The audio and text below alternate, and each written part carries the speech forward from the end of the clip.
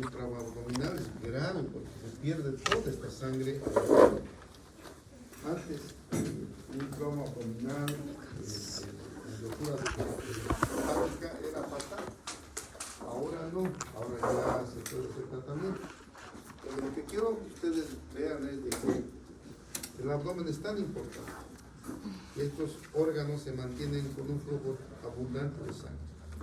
Ahora, cuando hay un problema de pérdida de sangre, el organismo echa mano de esto y exprime, y toda esa sangre pasa a la circulación general. ¿Hasta cuánto? Hasta un 20% del volumen sanguíneo, o sea, compensa la sangre. De esa forma, es el primer mecanismo que actúa en defensa de una volemia normal. Es el primer mecanismo cuando hay falta de sangre. La vasoconstricción es frágil. Entonces, ahora pueden comprender que una persona que fíjense la cantidad de sangre que se necesita para que circule normalmente el abdomen. No se puede. La psicología clásica tiene que mantenerse. Hay reflejos que hacen que cuando uno hace ejercicio, toda esa sangre se va a ¿cierto? Nosotros cuando estamos haciendo ejercicio y queremos al mismo tiempo digerir, va a haber un choque y vamos a tener una indigestión. Solamente ayer hemos hablado de eso, pero lo estoy haciendo recordar. ¿Ya? Vamos yendo adelante. Vamos a ver el tránsito y la mezcla de los alimentos. ¿Ya?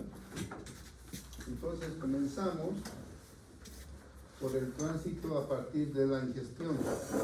Tenemos la masticación, tenemos una fuerza de 25 kilos en los incisivos, o sea, hay bastante fuerza, y 100 kilos en los molares.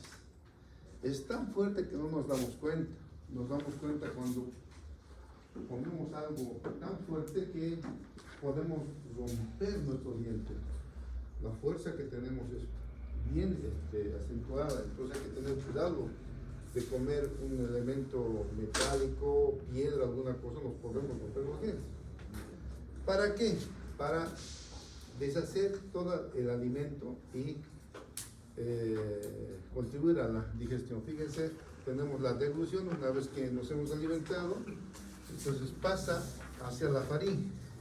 Esa parte tenemos una fase voluntaria en el cual nosotros empujamos a la faringe posterior, y tenemos una involuntaria en el cual por un reflejo se introduce a la faringe, ¿no es cierto?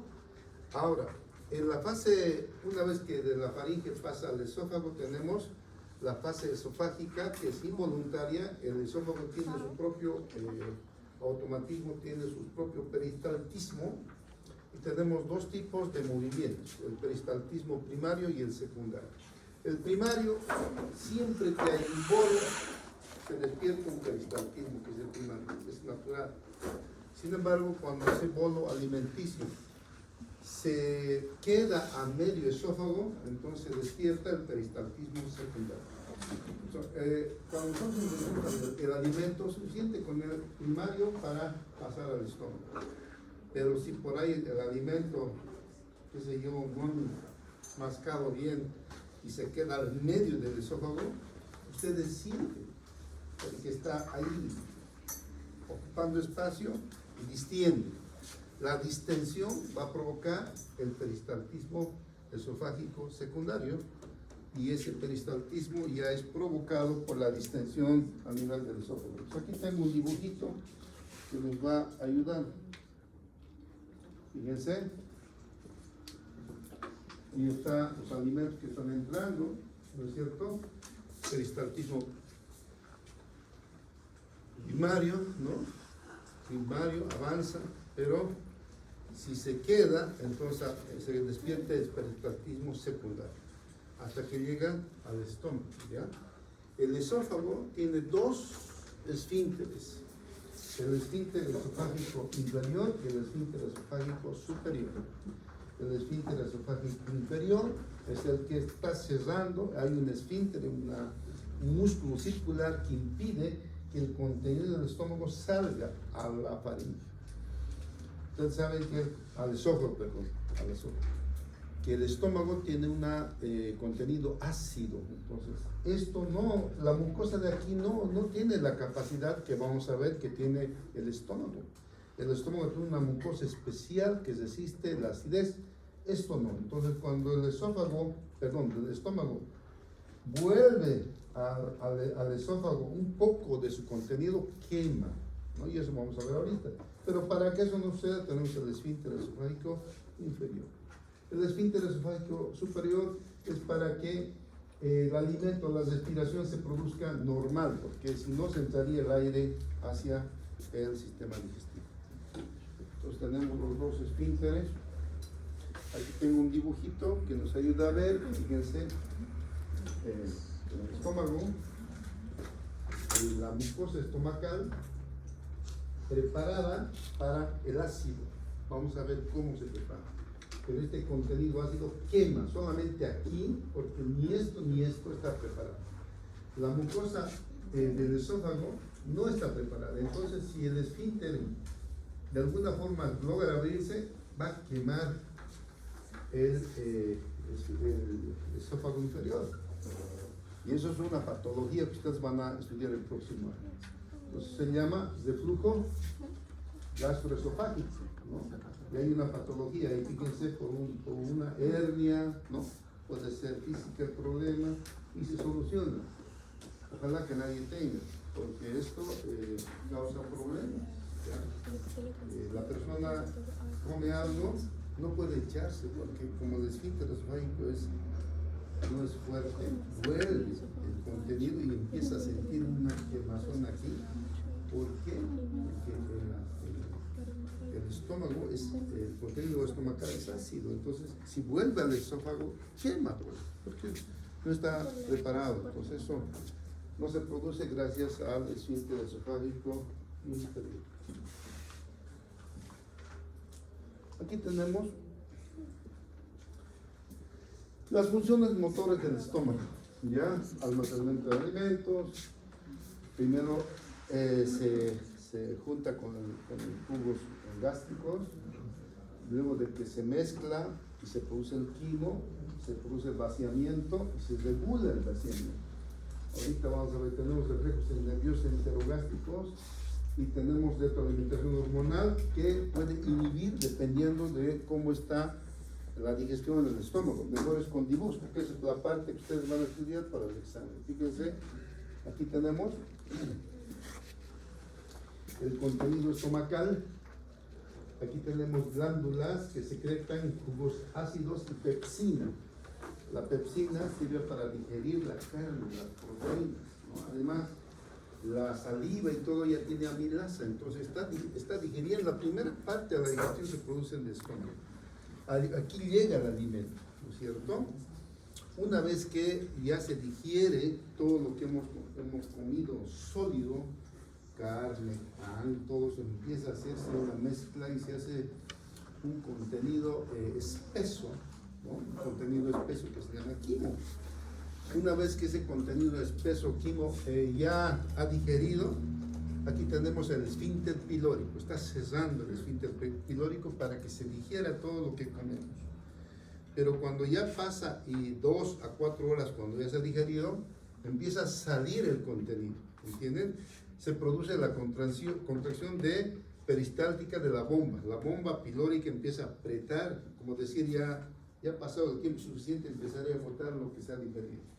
Aquí tenemos sensores que captan de que lo que hemos comido, ¿no es cierto?, ya se ha vuelto quimo, es una sustancia espesa, ¿no es cierto?, como una lava espesa, pero todavía no es agua, sino que es espesa.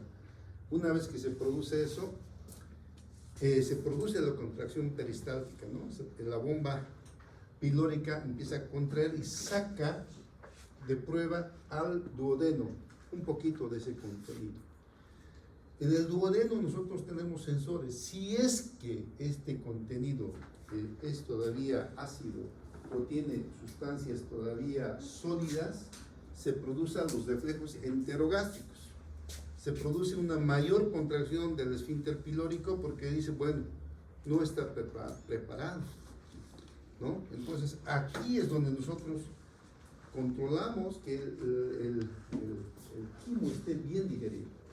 Si el quimo, repito, tiene sustancias sólidas o tiene contenido gástrico ácido de 4.5 para abajo, porque tenemos ahí sensores, entonces inmediatamente se produce el reflejo enterogástrico que produce una contracción del esfínter pilórico y no deja salir el contenido al duodeno, ¿ya? Entonces, fíjense, ese es un problema, ¿no? Porque si nosotros ingerimos cosas que no se pueden digerir, o si comemos en exceso, y quién sabe qué tipo de tóxicos comemos, y el estómago no puede digerir esa cantidad, entonces todo el tiempo quiere, la bomba pilórica va a contraer, pero el duodeno capta que todavía no se ha digerido bien y estimula la contracción. Lo siento mucho, que primero se digiere, ¿no es cierto? Primero se forme quimo, nada de pedazos, no, tiene que estar todo deshecho. Entonces, si aún así está ahí cosas indigeribles, por decir hemos comido algo que no, el estómago no está capacitado para digerir, entonces se produce lo que llamamos vómito. Si nosotros comemos en exceso, ¿no? De tal manera que la cantidad de comida es proteínas, qué sé yo, nervios, no puede digerir el estómago, entonces quiere salir, inmediatamente captan aquí de que sigue habiendo sólidos, está siendo muy ácido el contenido, se cierra el esfínter pilórico, no deja salir. Entonces cuando la bomba pilórica quiere sacar, porque todo lo que cuando está más abultado el estómago, la bomba pilórica se activa, trata de sacar porque es demasiado, pero tampoco esto no lo va a dejar porque no está formado el quimo, no ha digerido bien. Entonces aquí tenemos sensores que captan para que ese contenido sea expulsado, y se llama vómito, ¿ya? Dos cosas. Primero, el vago está sensando sus sensores si es que hay una buena digestión. Si es indigestión, el vago va a empezar a publicar, va a ir a estimular vía central para que se produzca el vómito. Y otra cosa, si salen aquí sustancias tóxicas que está contenido en el estómago y aquí ha habido una captación de sustancias tóxicas, también eso va a absorberse vía circulatoria y va a ir al cerebro para que se active el vómito. Entonces, a continuación vamos a ver cómo se produce. Fíjense, quiero que entiendan una cosa. El estómago es una entidad musculosa, es muy fuerte, ya tiene 3 capas de músculo. Un músculo de capa longitudinal externo, una capa circular media y una capa oblicua. Tiene 3 capas musculares. Por tanto, el poder de contracción del estómago es muy grande. Entonces, o si está digerido, la bomba lo saca a este lado. Pero si no está digerido, se cierra el esfínter y el vago inmediatamente informa porque eso no está digerido. O sea, además, hay absorción de tóxicos. Entonces informa al centro nervioso, tiene que salir afuera. Entonces se produce el vómito. Y ahora vamos a ver cómo se produce el reflejo del vómito. Por favor, van a atender, ¿ya? No más por eso. Estamos en sí digestivo, no solo por eso. Ahorita vamos a ver. Solo por ver también, pero son otros estímulos. Vamos a ver. Y a la hora de que también si se puede provocar con la misma contracción y va a buscar por dónde salir por la contracción pilórica, como no va a salir al duodeno, va a seguir contrayendo. Claro que sí, pero ahorita vamos a ver por qué se contrae, ¿ya? Porque no es nomás cualquiera, o sea, es un reflejo establecido, ya, fíjense. Entonces, tenemos lo siguiente. Aquí, por favor. Aquí nuevamente son estímulos tanto la digestión del estómago está por el parasimpático y el simpático, entonces están controlando que se digiera, ¿no? Se secreta pepsina, se secreta ácidos y cuando está digerido la bomba pilórica empuja. En el duodeno tenemos nosotros sensores que van a captar que no tenga ácido, Si está muy ácido, no está digeriendo bien. Si las grasas están digeridas. Entonces, si hay mucho ácido, si hay mucho sólido, inmediatamente se va a despertar, va a inhibir, se va a secretar la secretina, la colecistoquina, son hormonas que también van a inhibir esta bomba pilórica, no va a poder sacar al duodeno. O sea, tenemos un control nosotros riguroso en el intestino delgado, en el duodeno, para que si no hay quimo, no sale. Tiene que estar digerido, no tiene que estar ácido, no tiene que haber grasa, no tiene que haber proteínas enteras. Entonces, si eso se cumple, ábrase, entonces sale el quimo y sigue digeriéndose. Pero si está indigerible y sigue todavía, no ha terminado de digerirse, entonces se va a despertar los reflujos enterogástricos que inhiben la bomba pilórica y no puede descargar al intestino. En ese caso se despierta el vómito. Ya dentro vamos a ver eso. Ahora atiendan. Fíjense. También se llama emesis. Nosotros tenemos en el cerebro, en el tronco encefálico tenemos dos centros. El centro del vómito y la zona quimioreceptora gatillo, o la zona gatillo quimioreceptora. Entonces, cuando el estómago ha ingerido tóxicos o alimentos en demasía, primero aquí capta el nervio vago que hay una contracción muy fuerte, ¿no? No deja entrar, no deja salir lo que no está digerido.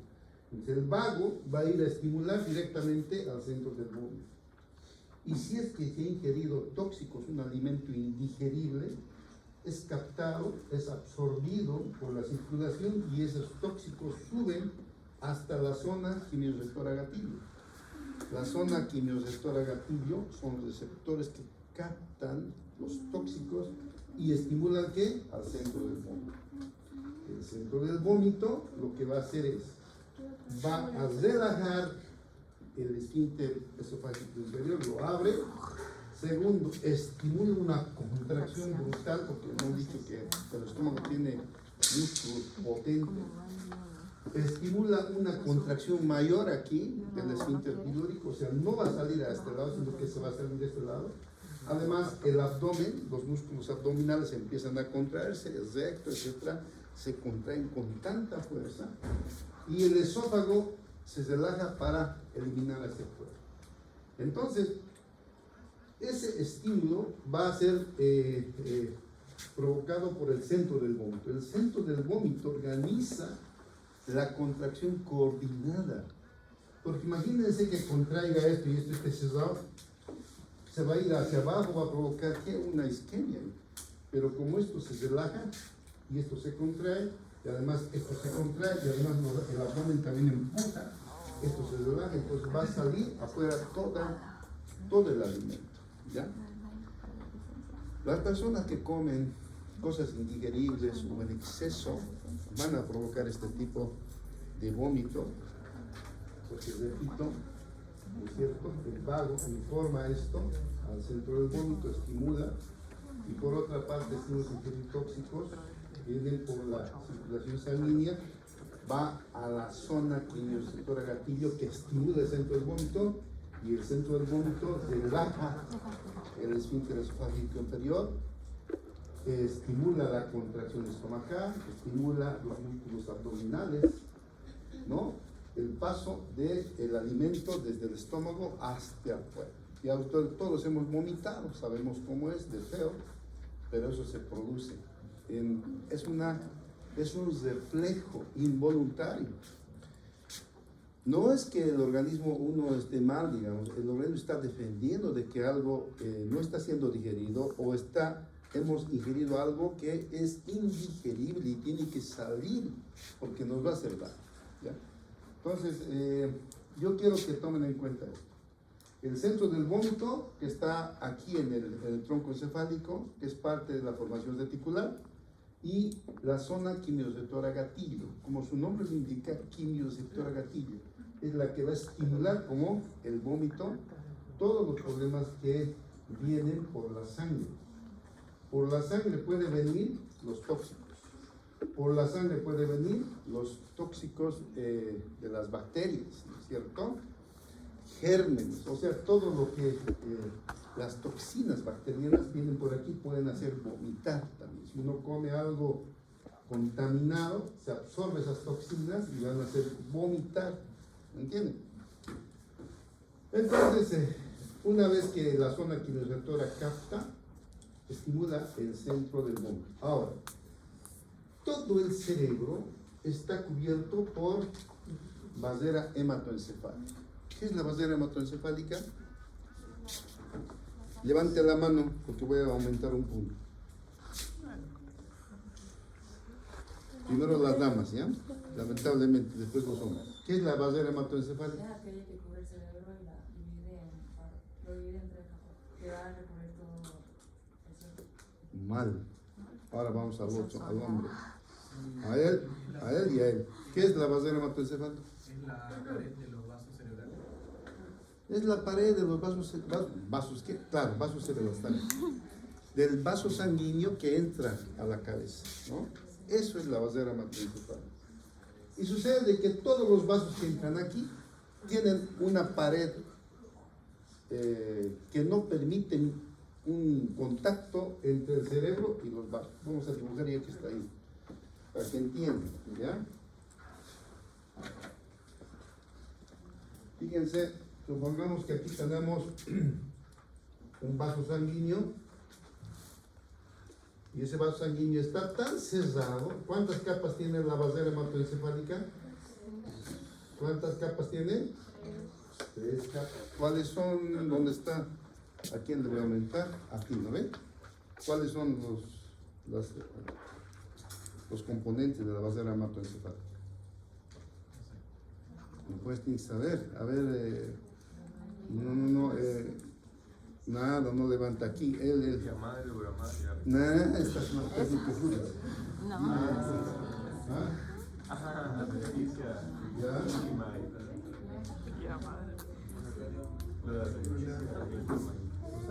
Más perdido que juro, igual. Dime. Tanto que les he repetido cuando he nombrado la vasera hematoencefálica. Voy a preguntarles. A ver, Cáceres, acuérdate que este individuo sabe y no dice nada. ¿Cuáles son los componentes de la vasera hematoencefálica? Doctor, ¿no es endoneuro? No me preguntes, dime esto. Total, te equivocas, la próxima vez no. ¿Qué? ¿Ah? No, eso es. Nah, otro más perdido que Judas. Aquí.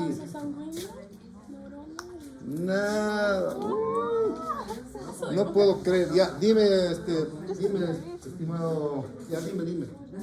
Cállense, por favor. ¿Ah?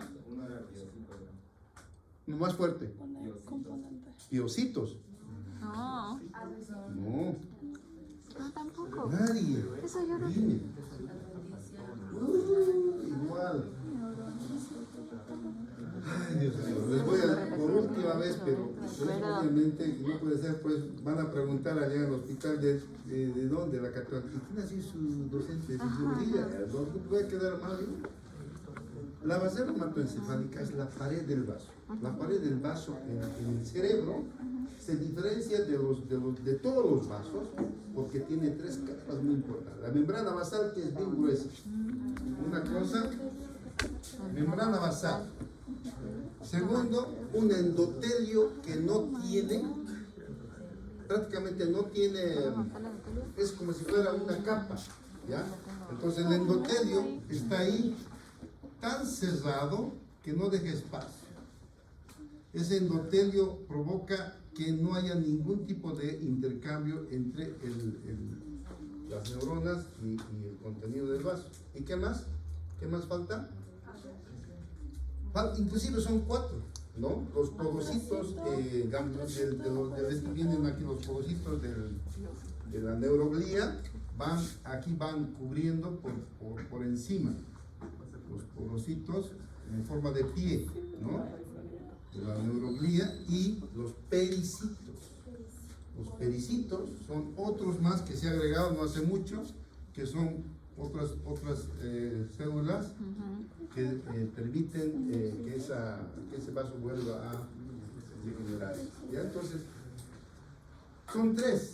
Los pericitos hace 10 años se han agregado. Antes no nos daban ninguna importancia. Entonces, fíjense, con eso serían 4. ¿Ya? ¿Qué es la vasera hematoencefálica? No es nada más que la pared del vaso, del capilar del vaso cerebral.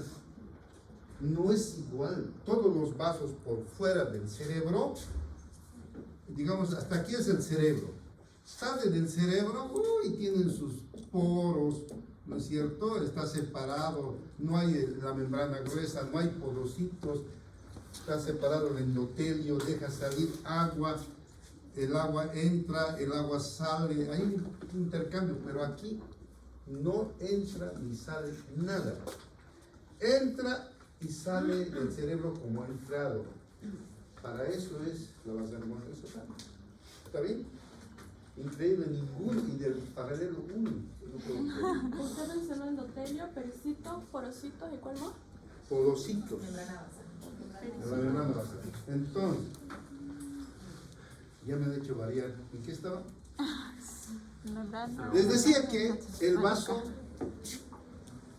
está totalmente separado. Entonces, para que se capte estas toxinas que se ha absorbido en el tracto gastrointestinal, para que capten el cerebro eso, tendría que tener o no tendría que tener vasera hematoencefálica. No tendría que tener, porque ¿cómo va a captar si aquí están las toxinas? Si aquí están las toxinas, pero está totalmente separado, no va a captar, ¿no es cierto? Por tanto, a este nivel, esto que ven aquí, en la zona gatillo quimioreceptora, está en el piso del cuarto ventrículo. Y ahí no hay vasera hematoencefálica. O sea, los vasos, aquí, todo esto es cerebro, por si acaso, ¿no? Sin embargo, dentro del cerebro, el vaso que está ahí con 4 capas, aquí se hace sin capa. En ese lugar de la zona gatillo quimioreceptora no hay vasera hematoencefálica. Entonces, captan todos los tóxicos que están pasando, porque ahí salen por los poros, y entonces la zona quimioreceptora capta los tóxicos, inmediatamente informa al centro del vómito. El centro del vómito va a empezar a cerrar esto, abrir esto, contraer, y va a provocar el vómito para eliminar esos tóxicos que están todavía en el estómago. Ya han salido algunos, y esos son los que van a ser captados por la zona gatillo quimioreceptora. No solo capta tóxicos bacterianos, alimenticios, también, por ejemplo, en el caso de los medicamentos, hay muchas cosas que pueden provocar vómitos, ¿no es cierto? Es clásico los vómitos que se producen en la quimioterapia, ¿no es cierto? En la quimioterapia es terrible los vómitos, porque en la quimioterapia están por ahí los elementos de la quimioterapia contra el cáncer, y el canceroso vomita, porque eso estimula la zona quimioreceptora gatillo. ¿Está bien? ¿Quién no ha entendido? Porque le voy a... Cuidado que les baje nota por nada más. ¿Quién no ha entendido? El reflejo del vómito es natural, es algo que todos tenemos. Y esta es la forma de despertarse vía zona quimioreceptora gatillo. Es gatillo, como su nombre indica, va a activar el centro del vómito. ¿Ya? Ahora, el centro del vómito es así estimulado por la zona quimioreceptora, pero el centro del vómito también va a ser estimulado ¿por qué? Por los ojos, por los recuerdos, por el olor. O sea, cuando nosotros olemos algo asqueroso, y no todos, ¿no? Algunos huelen, que feo, nada más, todos están ¿no? Otros miran, por ejemplo, sangre, ¿no? Miran, y miran la sangre, ¿qué pasa? Por la mirada. Entonces, todo lo que entra por los ojos, que asquea, o lo que olemos, o lo que recordamos por el cerebro, va a ir no por la zona gatillo, va a ir directamente del cerebro hacia el centro del vómito. Entonces, esto es gastroenterológico. Sin embargo, el vómito no solo puede ser ocasionado por este sistema de la zona gatillo, también puede ocasionar del oído, ¿no es cierto? Por ejemplo, yo, bueno, es feo, he tenido un problema, se llama síndrome de Meniere. El síndrome de Meniere he tenido desde joven, desde su edad de ustedes hasta hace poco tiempo atrás, ¿no? De 3 años, 4 años atrás, estando aquí, a veces, de vez en cuando me quieres repetir. El síndrome de Meniere viene con mareos, viene con vómitos. Eso no es del estómago, eso es del vestíbulo, ¿no? El oído interno, se van a ver. Entonces, hemos dicho que por la nariz, por lo que olemos, por lo que miramos, por el vestíbulo, puede ir directamente ¿a dónde? Al centro del vómito. Igualito se produce el vómito. Entonces vamos a ver esa parte de aquí para que ustedes nunca más se olviden de esta fisiología light. Aquí tenemos las causas diversas que pueden provocar. Fíjense, aquí está el centro del vómito y aquí la zona quimioreceptora gatillo. El centro del vómito puede decidir del cerebro, puede ser de la nariz, puede ser del oído, puede ser de todas partes y va a provocar vómito también. Entonces ahí están los pasos. Primero se inicia el estímulo, vía central o periférica, zona quimioreceptora gatillo. Eso va a estimular el centro del vómito y se va a activar la contracción motora del estómago, los músculos abdominales, la relajación del cardias, todo eso. Entonces produce el vómito, ¿ya? Entonces eso quiero que esté bien entendido, ¿ya? Porque esta parte a veces se dispara. No es solo estomacal el asunto. Aquí tengo este dibujito que ya está con esquemas. No siempre les voy a pedir que me hagan un cerebro con neuronas, no. Me pueden dibujar, aquí está el centro del vómito y ahí un redondo que sabemos que es el centro del vómito. No es así, el centro del vómito son neuronas. En este caso no, fíjense, el centro del vómito está recibiendo de la zona gatillo.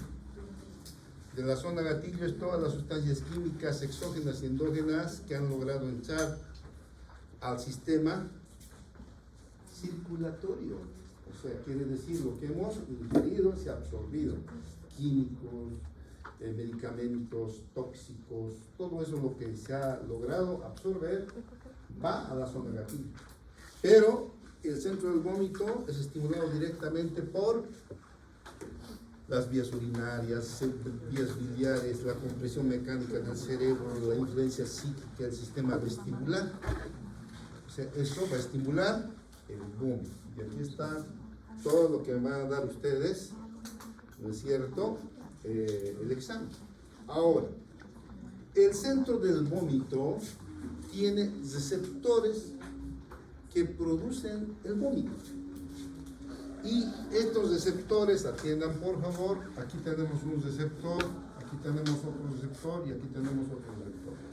Estos estímulos vienen a los receptores. La zona gatillo viene a un receptor también. Vamos a hacer así para que se orienten. Entonces tenemos receptores, ¿no es cierto?, en el centro del vómito.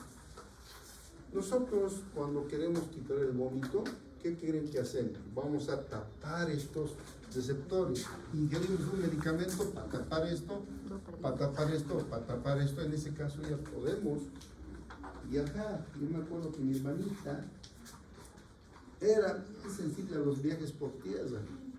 1 hora de viaje y estaba. Entonces, nosotros qué hacíamos? Hacíamos tomar su antiemético oral 1 hora antes de viajar. Y luego ya toleraba y ya no vomitaba. Entonces, eso no es, digamos, de origen gastrointestinal, eso es de origen vestibular, porque cuando el auto viaja, entonces el vestíbulo se activa y estimula un receptor neurológicamente, que ahorita vamos a ver. Entonces, estos receptores son los que están en el centro del vómito, están en la zona gatillo también. Pero el centro del vómito es el más importante porque si en la zona gatillo le inhibimos pero esto sigue, es un problema. Mejor es esto. Este es el que provoca la contracción del estómago, ¿no es cierto? Entonces aquí tengo un dibujito que yo creo que no me van a, nunca más se van a olvidar. Bueno, aquí está lo que provoca, ¿no es cierto? El vómito es un dibujo, digamos, la zona aquí del receptor, lo que recibe el estómago, también directamente centros corticales superiores, el laberinto, ¿no? Y se vomita, ¿ya? Ahora, viendo ya el centro del vómito, tenemos esto, por favor, atiendan. Tenemos esto, fíjense. Aquí está el centro del vómito, ¿ya? Y tenemos estos tres receptores importantes que nosotros los médicos usamos. Reflejos, o sea, estos receptores están, nosotros, todo el mundo lo tiene. Entonces, cuando una persona, fíjense, receptor 5-hidroxitriptamina 3 para la serotonina, quiere decir que esto va a captar, hemos dicho que la serotonina se estimula en el intestino, en el tracto gastrointestinal. La serotonina de las partes superiores ya tiene su propia captación del centro del vómito y estimula el vómito, ¿ya? Entonces fíjense, estos receptores van a ser estimulados por la serotonina. Otro, el centro del vómito tiene el receptor NK1. Esos van a ser la sustancia P, estrictamente las neuronas. No, en este caso, de origen gastrointestinal, no, las neuronas. Y el otro, el receptor D2, la dopamina, también neurológico, pero aquí también interviene el gastroenterológico. Entonces, estos receptores están en el centro del vómito. Entonces, los estímulos del vómito son por vía central, ¿qué quiere decir? Sistema nervioso central, todo lo que es del cerebro, estamos hablando de la vía vestibular, la corteza adrenal, la compresión del cerebro, ¿no es cierto? Cuando hay un tumor cerebral, uno vomita. Va a estimular sustancia P, va a secretar la sustancia P, y la sustancia P que está creada en el sistema nervioso estimula a los receptores NK1 y se produce el vómito. En cambio, el centro de vómito tiene también receptores 5-HT3 que son estimulados por la serotonina, ¿ya? Entonces la serotonina ahí va a estimular el vómito. Esto viene del tracto gastrointestinal. Entonces nosotros hemos creado, aquí les he puesto tres que usamos normalmente. El ondansetron, ¿no? Que es más de origen gastrointestinal, que va a inhibir el ondansetron, los receptores 5-HT3. Esto lo inhibe, por tanto, si se inhibe esto, el centro del vómito ya no funciona. Nosotros podemos inhibir también la dopamina, el receptor D2. Entonces, esos receptores tenemos, ¿no es cierto?, para inhibir. Entonces, los receptores de la dopamina es la metoclopramida. Todo el mundo ha usado. Los antieméticos que usamos normalmente, que hay en la farmacopea, hasta en los puestitos de venta, es la metoclopramida. Baratito, funciona bien. Cuando uno está con náuseas, tengo náuseas. Para no estar aguantando, toma metoclopramida. Chao, tranquilo, que la metoclopramida está recibiendo un estímulo de origen gastrointestinal. Pero si es de origen central, por más que demos metoclopramida o demos ondansetron, va a seguir vomitando porque el origen central es diferente de NK1. Entonces, para esto tenemos otros antieméticos que solamente los neurólogos usan. Los neurólogos usan y podemos usar. ¿Cómo sería una persona que se provoca Una persona que se provoca el vómito es neural, o sea, estimula la faringe posterior. Aquí está.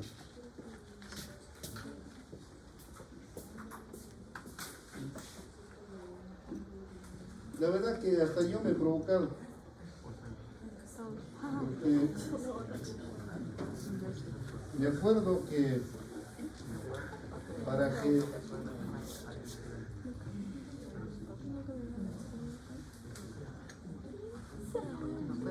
fíjense, ese reflejo nosotros estimulamos la faringe posterior, aquí, en la parte posterior, metiendo el dedo. Y entonces el par 9 directamente va y conecta vía NK1 al centro del mundo.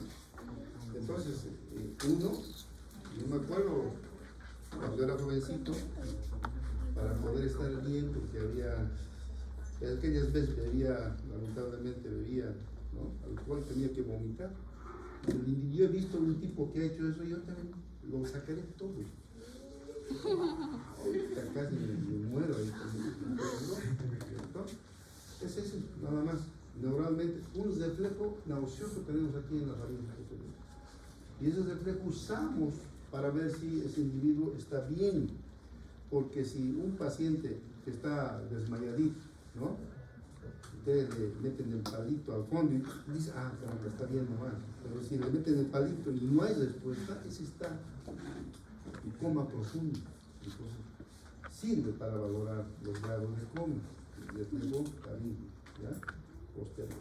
¿Ya? ¿Alguna otra pregunta? Pueden preguntar alguna cosita dentro de mis limitados conocimientos, les pueden devolver. ¿Y de las embarazadas? Las embarazadas son por la hormona, ¿no es cierto? La progesterona. Entonces, y eso es ya por la dopamina. Entonces puede usar la metoclopramida. Se usa la metoclopramida y la embarazada normal no vomita más. ¿Ya? En el centro del vómito los receptores. Nosotros hacemos tomar, lo tapamos ese receptor y ya no hay más vómito. Sí, Y dime. en el caso del soroxipil, ¿alguna vez he escuchado? No, soroxipil tiene. ¿Qué tiene ese soroxipil? Es para la altura, ¿no? Sí. Tiene cocaína tiene. Algo de coca tiene.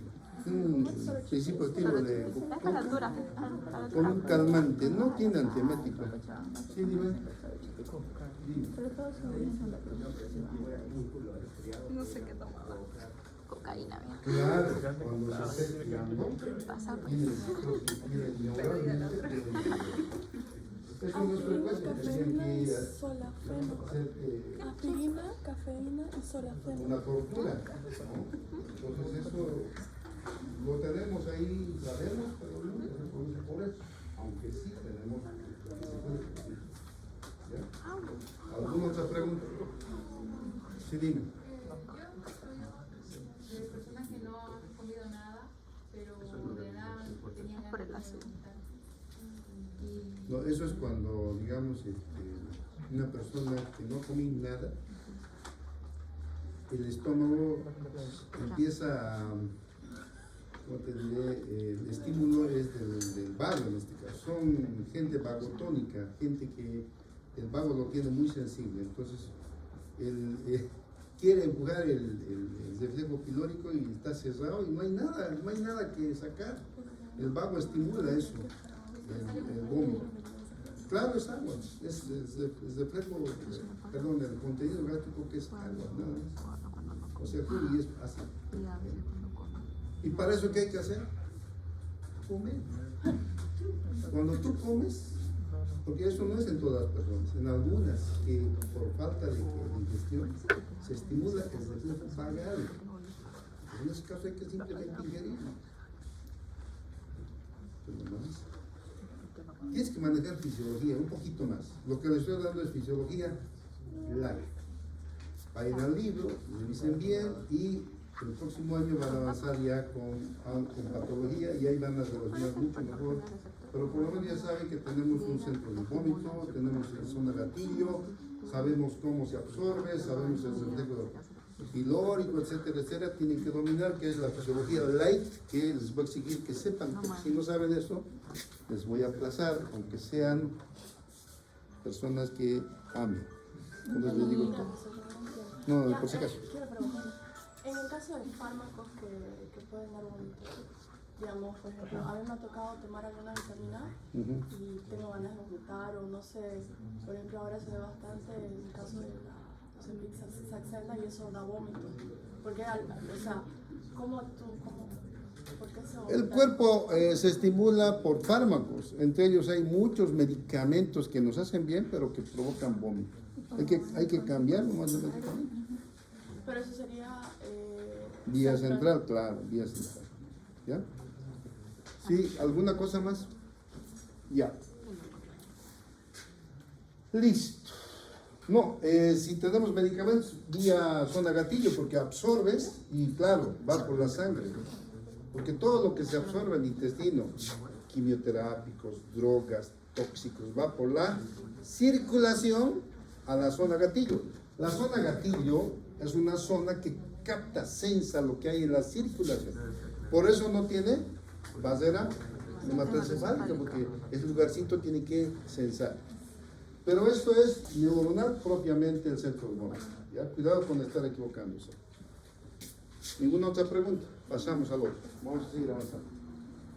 Entonces, habiendo entendido eso, vamos a ver, tanto hemos visto, los movimientos del intestino delgado. Tenemos dos tipos básicos de movimientos: contracciones de mezcla o de segmentación y contracciones de propulsión. Entonces, las contracciones de mezcla o segmentación son cuando el quimo tiene que mezclarse con los cubos intestinales. El cubo intestinal tiene muchas enzimas que van a digerir ese quimo.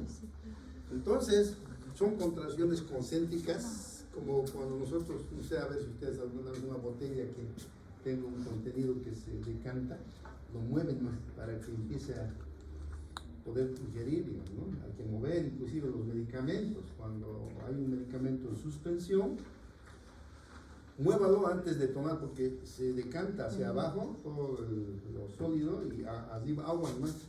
Lo que hay que hacer es mover para que se disperse el contenido. Igual aquí tiene que dispersarse, tiene que mezclarse el quimo con los jugos intestinales para la digestión. Son movimientos de segmentación o contracciones de mezcla. En cambio, las contracciones de propulsión es para empezar a llevar ese contenido a lo largo del tubo digestivo. Aquí están las contracciones de mezcla, fíjense, se va moviendo de interno de segmento en segmento para que se vaya juntando con los jugos intestinales para que se digiera.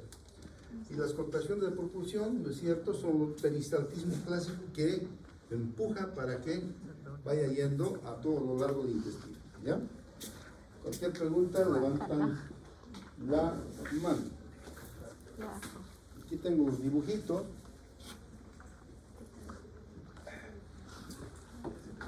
Fíjense cómo el bolo alimenticio avanza en dirección cefalocaudal. Conforme va avanzando, ahí tenemos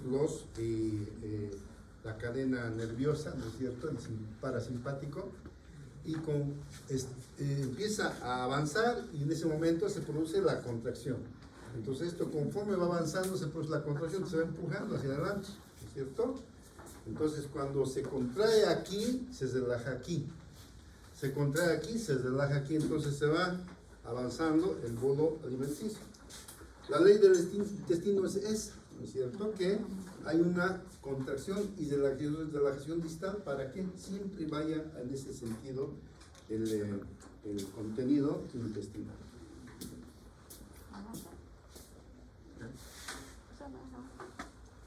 Aquí tenemos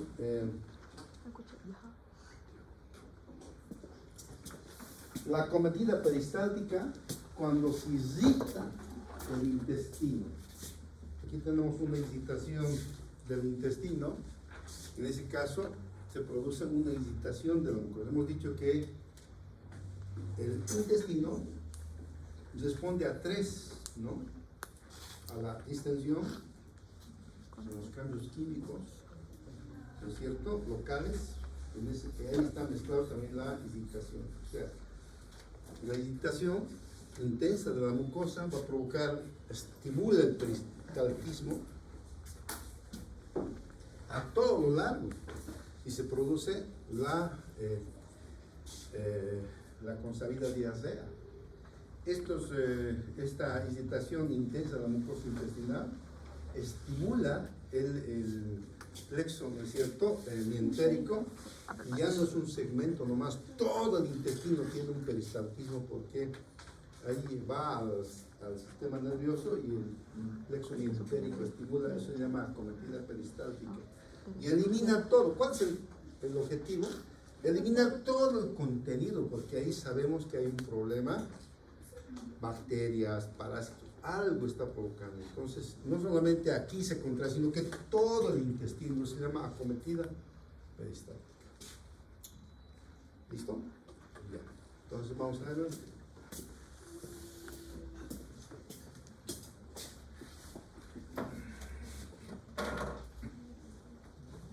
Vamos a terminar con esto, con el reflejo de defecación. Entonces, fíjense, nosotros tenemos dos tipos de esfínteres: el esfínter anal interno y el esfínter anal externo. Entonces, sabemos, fíjense, no, aquí no se ve, sabemos que a cualquier distensión se produce una contracción. Entonces, cuando el recto se distiende por contenido fecal, entonces inmediatamente va a ir a la médula espinal para el reflejo de contracción, y la contracción vuelve relajando la porción distal, y cuando se contrae el músculo, ¿no es cierto?, del intestino, el esfínter anal interno se relaja, sí o sí se relaja. El esfínter anal externo es el que controla, si no todos nos haríamos, ¿no es cierto?, porque es lo que pasa con los que tienen problemas en la médula espinal, ¿no es cierto?, no controlan el esfínter anal externo. El esfínter anal externo está controlado por la corteza cerebral, es voluntario. Entonces uno lo cierra el esfínter anal externo y puede ir al baño tranquilo, y allá se produce la defecación. Si no tiene control del esfínter anal externo, se hace ahí mismo. Eso es lo que pasa con los niños. Los niños no tienen control hasta cierta edad. Por eso el bebito, apenas hay distensión, se relaja el esfínter anal interno, y el externo no controla, entonces sale. Entonces hay que ponerle pañal. Eso mismo sucede con los ancianitos. Los ancianitos, ya por la edad, el sistema nervioso empieza el catabolismo, entonces empieza a no controlarse ya los viejitos. Entonces el esfínter anal externo no se controla y hay que ponerle pañal a un viejito, ¿ya? Entonces esto está sencillo, ¿quién no entiende esto? ¿No es cierto? Entonces, una cosa sí que debo a ustedes, yo digo siempre, cuando uno ha tratado pacientes, es muy diferente cuando uno solamente lo sabe de teoría, digamos. Pero cuando uno ha tratado pacientes, uno ve en la práctica clínica lo que pasa, y realmente es hermoso, porque cuando lo que has estudiado se cumple todo al pie de la letra. No estamos nosotros inventándonos nada, todo está escrito y todo está odiado y sacramentado. Y saben qué pasa. Les voy a decir esto, y ustedes me van a dar la respuesta, y con eso vamos a tener, denme 5 minutos, ¿no?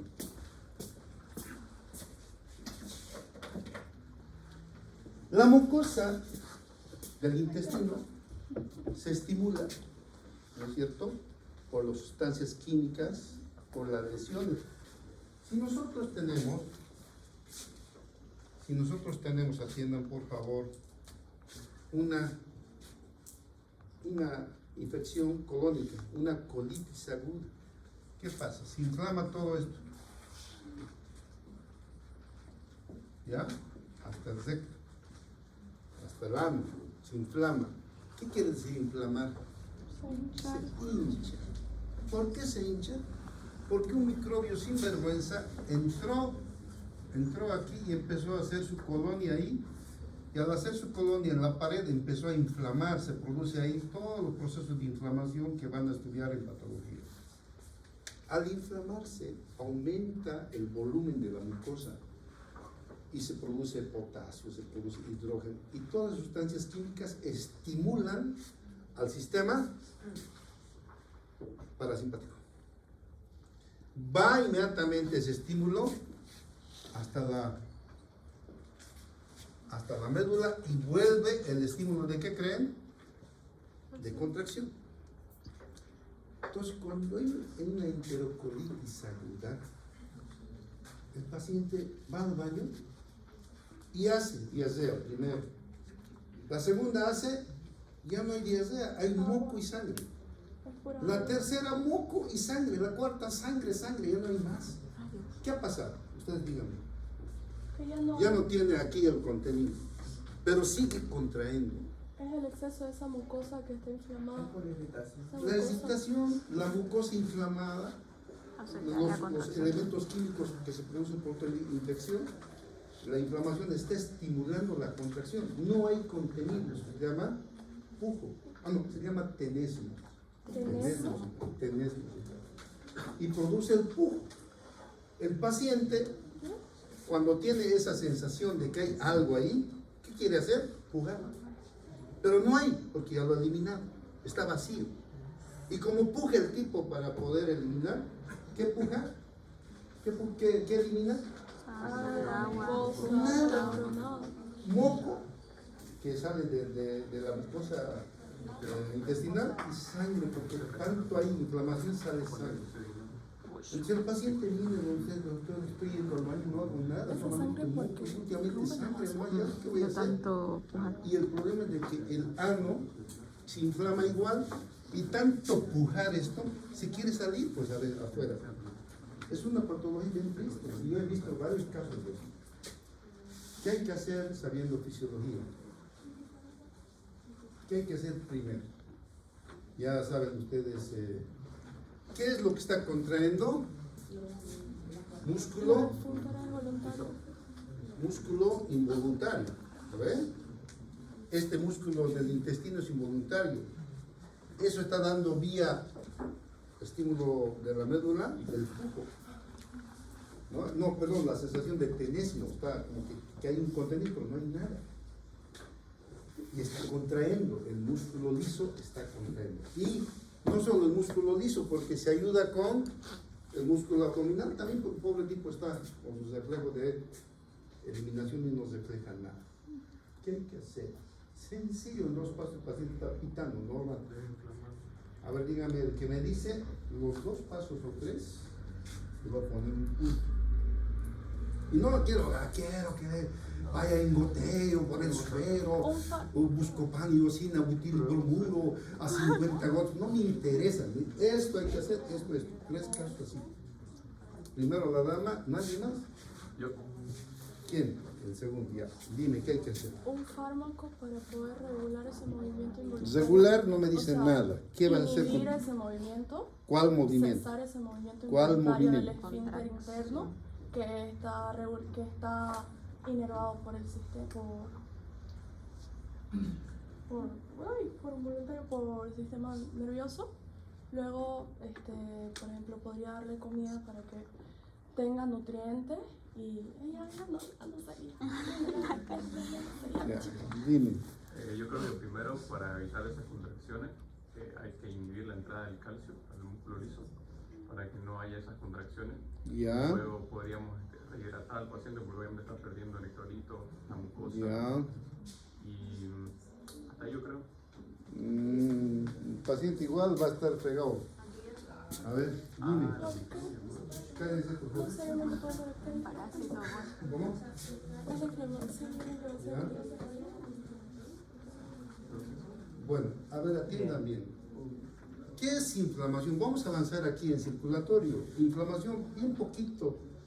En 3 palabras vamos a avanzar, porque inflamación van a avanzar como patología el próximo año. Aquí solamente en circulatorio les voy a dar, pero inflamación es edema. Se edematiza la mucosa y eso estimula la contracción de inflamación. Y hay lesión, ¿no? Porque el microbio está ahí pululando ahí. Hay que quitar la inflamación. Entonces, ¿con qué voy a quitar la inflamación? ¿Con qué? Antiinflamatorio. Con un antiinflamatorio. Entonces el próximo año van a aprender ustedes los antiinflamatorios más potentes que hay. Le colocan en la nalga, ni siquiera le colocan vías, le colocan en la nalga el antiinflamatorio, se desinflama. Le colocan el antiespasmódico. ¿El antiespasmódico qué hace? Tapa los canales de calcio. Entonces el músculo liso que estaba contraendo se relaja, deja de contraer. Eso es lo que está provocando el flujo, el tenesmo. Entonces, desinflamamos con un antiinflamatorio. Quitamos la contracción con un antiespasmódico. ¿Y qué más? Suero hidratante.